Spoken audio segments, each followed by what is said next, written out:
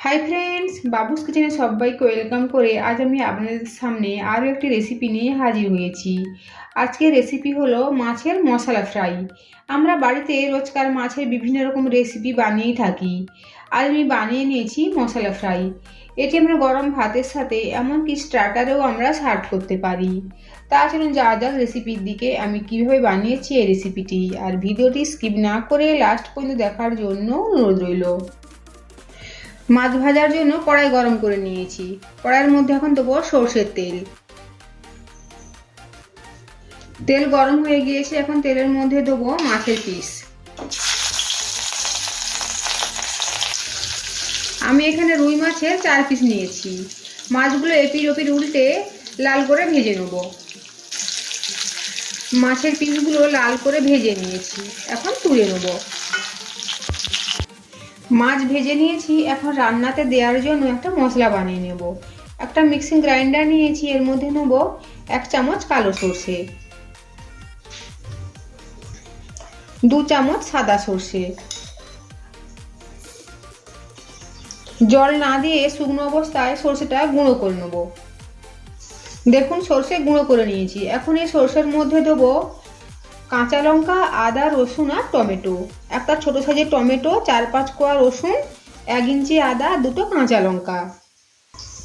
দেবো জিরের গুঁড়ো 1/2 চামচ, ধনের গুঁড়ো 1/2 চামচ, দেবো 1 মুঠো ধনে পাতা, আর অল্প পরিমাণে জল দিয়ে একটা ফাইন পেস্ট বানিয়ে নেব।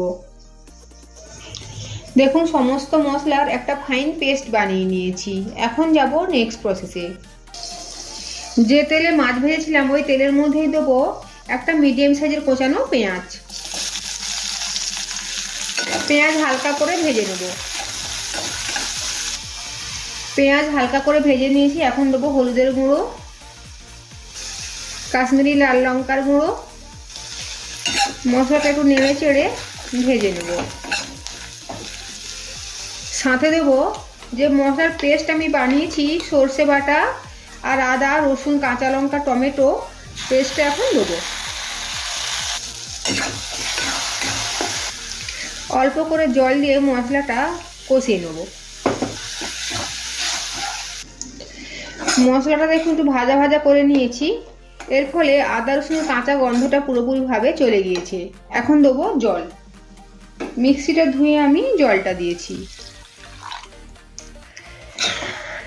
একবার ভালোভাবে সবকিছু নেড়ে চেড়ে মিশিয়ে নেব। সাথে দেবো স্বাদ মতো লবণ। গ্রেভিটা ফুটে উঠেছে, এখন দেবো আগে থেকে ভেজে রাখা মাছের পিসগুলো। এখন গ্যাসের ফ্লেম লো টু মিডিয়ামে রেখে গ্রেভিটাকে পুরো শুকনো শুকনো করে নেব। দেখুন গ্রেভিটা অনেকখানি শুকনো হয়ে গিয়েছে। যেহেতু মাছের মশলা ফ্রাই, তাই গ্রেভিটাকে পুরোপুরিভাবে শুকনো করে নেব, আর মাঝে মাঝে নেড়ে দেবো। দেখুন গ্রেভি পুরোপুরিভাবে শুকনো হয়ে গিয়েছে, তার মানে তৈরি হয়ে গিয়েছে মাছের মশলা ফ্রাই। এখন আমি পরিবেশন করব। আমি এখানে পেঁয়াজ দিয়ে ডেকোরেশন করেছি। আজকের আমার এই রেসিপি যদি আপনাদের ভালো লেগে থাকে তো অবশ্যই লাইক, শেয়ার, কমেন্ট ও সাবস্ক্রাইব করার জন্য অনুরোধ রইল। পাশে থাকা বেল আইকন প্রেস করার অনুরোধ রইল আমার প্রতিদিনের ভিডিও আপডেট পাওয়ার জন্য। ভালো থাকবেন, সুস্থ থাকবেন। ফিরে আসছি অন্য কোনো রেসিপি নিয়ে।